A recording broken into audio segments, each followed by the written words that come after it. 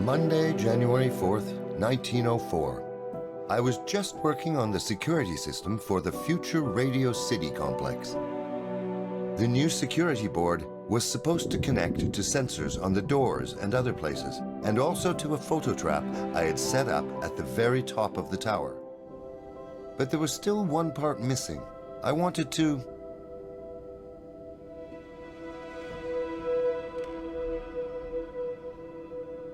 I was curious how the Wardenclyffe Tower's strong electromagnetic field would interact with the radio transmissions. This was an excellent test.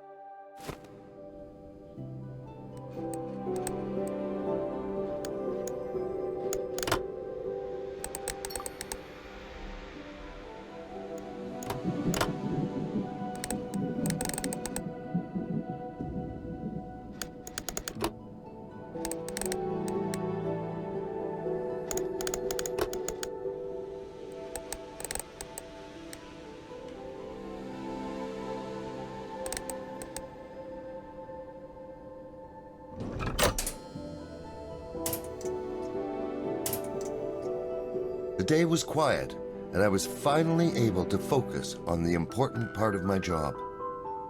But suddenly, an intruder appeared in my lab. The power of the heavens in the hands of one man. How does it feel to know that you can just reach out and you never have to hear me speak again? Aleister Crowley. His crude voice interrupted my train of thought. What do you want here? I have work to do. I don't want your insights or money, I snapped. He started on another one of his tedious tirades about how I have no money or allies, that I'll never finish my work on my own, and that he's the only one who can help me. I told him what I thought of it, not holding much back. He answered, "I understand, Mr. Tesla," which was probably the most polite I've ever heard him.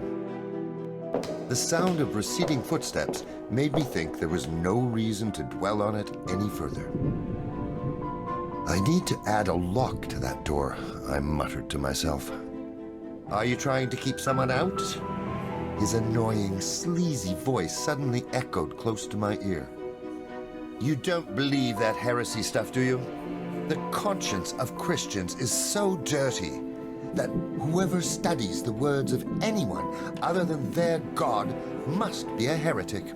After all, it's not that long since scientists have been graciously allowed to study our world without the threat of a burning stake.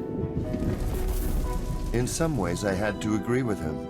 The church and science shared a history of turmoil. But the general hatred of all Christians was too much. After all, they made up 97% of the American population. I invent to benefit mankind as a whole, not a select few, I told him. In this, Crowley and Morgan were exactly the same. Crowley hurried on as if I had fallen right into his trap. Ordinary morality is only for ordinary people, and you're definitely not that. But you can be sure that most of the people you're talking about would gladly trade their God for a lifetime supply of free electricity. And you could give it to them. You could be their hero, or you'll end up finished and forgotten like so many others.